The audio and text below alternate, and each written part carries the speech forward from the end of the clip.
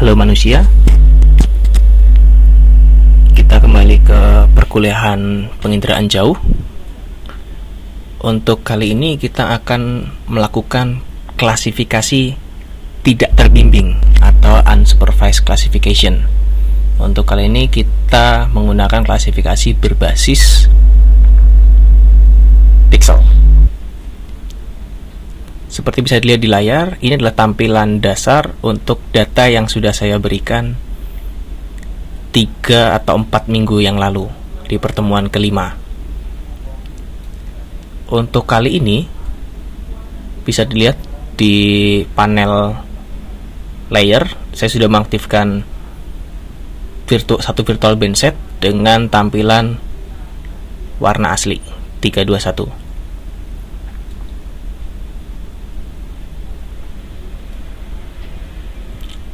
Untuk pemrosesan saat ini kita tidak menggunakan SCP plugins karena di SCP plugins belum ada algoritma untuk klasifikasi unsupervised. Kita lihat di sini di kursor saya turunkan hanya ada 3, minimum distance, maximum likelihood, dan spectral angle mapper. Yang ketiganya merupakan klasifikasi supervised. Jadi membutuhkan pengetahuan kita untuk memasukkan data training atau data yang digunakan oleh komputer untuk mengelompokkan sebagai dasar pengelompokan dari klasifikasi pixel kita. Untuk kali ini kita menggunakan processing toolbox. Cara mengaktifkan processing toolbox adalah dengan klik menu processing di atas ini, lalu nyalakan toolbox. Akan muncul tampilan seperti ini. Ini tampilan dasarnya. Kali ini kita menggunakan Saga, jadi pastikan kalian sudah menginstal Saga GIS. Untuk mencari menu yang kita gunakan, kita bisa memilih Image Analysis. Klik di sini akan muncul tampilan Image Analysis di bawah ini.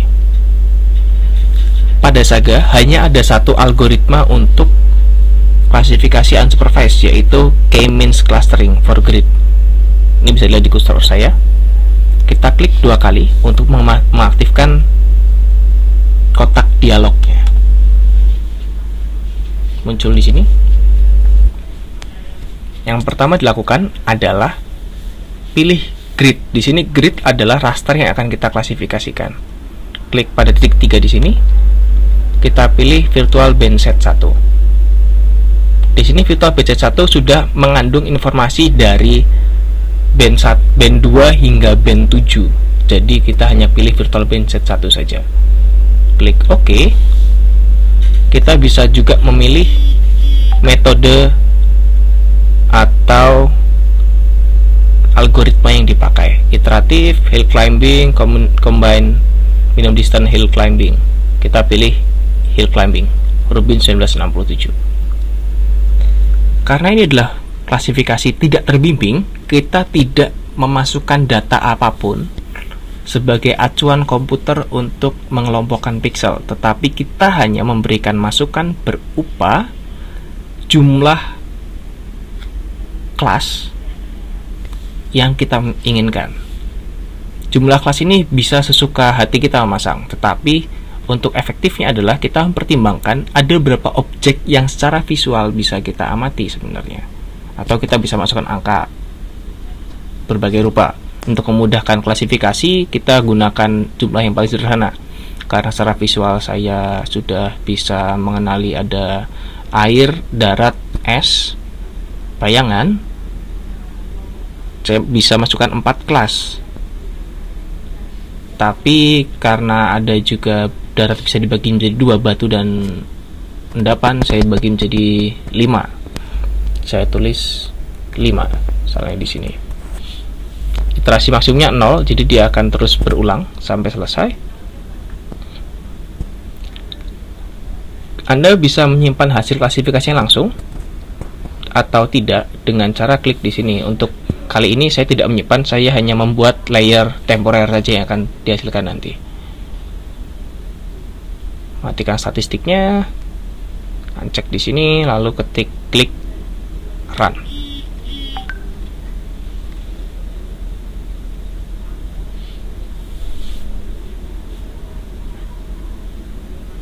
sudah muncul gambar. Saya tutup. Di sini kita lihat di panel layer sudah satu layer dengan tampilan seperti ini. Kita bisa ubah tampilannya dengan memilih properties, dan simbologi kita ubah menjadi single band pseudo color. Lalu ganti ini menjadi equal interval dengan 5 buah kelas. Untuk jenis warnanya kita bisa gunakan spektral misalnya supaya ekstrim berbeda. Di sini setiap kelas, setiap nilai akan memiliki kelas tertentu 1 hingga 5. Jadi pixel kita akan memiliki nilai 1 hingga 5 sebenarnya. Karena kita pilih 5 kelas tadi. Kita klik OK. Bisa dilihat karena komputer tidak memiliki pemikiran terkait konteks, komputer mengelompokkan hanya berdasarkan citra yang pixel yang nilainya mirip atau sama. Jika saya uncheck untuk layer ini, akan terlihat air memiliki warna yang sama dengan air memiliki nilai atau kelas yang sama dengan bayangan, karena sama-sama memiliki respon yang cukup rendah sebenarnya. Bahkan sama dengan es yang sangat reflektif tinggi. Jadi di sini jumlah kelas yang kita buat akan mempengaruhi. Nah, karena kelasnya sedikit, maka hasilnya seperti ini. Kita juga bisa iterasikan dengan menambah jumlah kelas. Bisa jadi 10 cluster, kita lihat di sini, lalu kita run.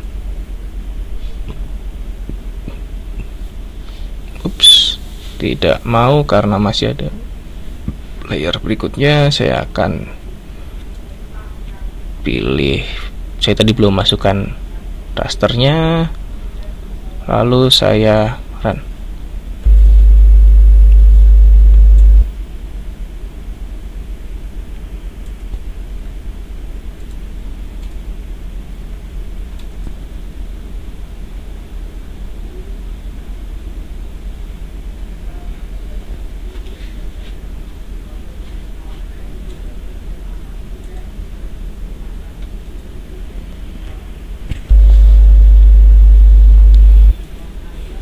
Oke, sudah selesai. Kita lihat di klaster yang berikutnya, kita ganti juga tampilannya menjadi single band pseudo color, equal interval dengan 10 kelas. Classify. Ada satu kelas yang mengganggu. Oke.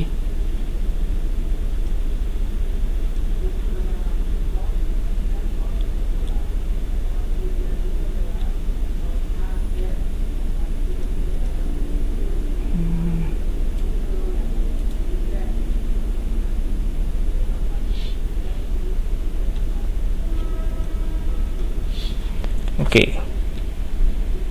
Kita bisa lihat ada 10 buah